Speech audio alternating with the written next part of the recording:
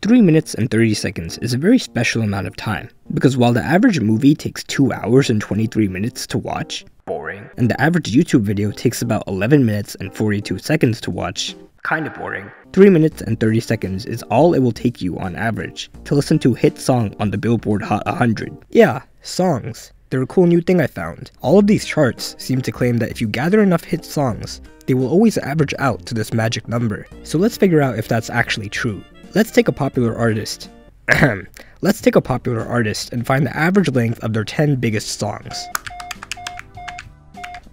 And sure enough, you get a number pretty close to 3 minutes and 30 seconds. There are some really short songs and some really long songs out there, but on average, the most famous ones will tend to be about this long.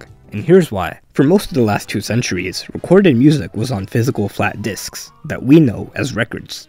You play the record by putting it in a record player, which spins it under a needle. And as it spins, the needle gets closer and closer to the center. Eventually, it runs out of room, and the song ends. So how much music could a record hold before it ran out of space?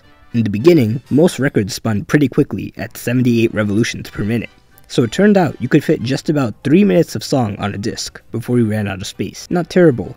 But then, how did we ever end up with songs like Stairway to Heaven that were somehow 8 minutes or longer? For that, you could thank long play vinyl records, otherwise known as LPs, which, aside from being bigger and making you look cooler, could spin at a super slow 33 1/3 RPM. In theory, this allowed songs to be up to 20 minutes, but for some weird reason, songs only got a little bit longer. Even when music became digital, the average song length still didn't exceed 3/3. How come? Well, radio stations started popping up, and they needed to make money, with ads and commercials. So unless you're singing the McDonald's jingle in your song, you better end it quickly so they can slap a commercial after it. And in general, people like shorter songs. But why 3:30? Is this some kind of magic number? Is there some kind of formula that tells you how long your song should be to get the most sales and the most plays? Of course not. Music is an art. You can't reduce it down to a formula. That would be silly. But there is a famous optimal ready-made uniform lyrical arrangement that you can follow to mathematically give your song the highest chance of being catchy and memorable and the lowest chance of being boring. It's measured in bars. You can usually think of a bar as 4 beats. It's gonna have a short intro, a long first verse with a block of lyrics, a short pre-chorus, and finally, the chorus, the main catchy part of the song. Then you just repeat, verse, pre-chorus, chorus, then a fun new part so no one gets bored. And just in case people forgot it, here's that chorus again, then outro, and you're done.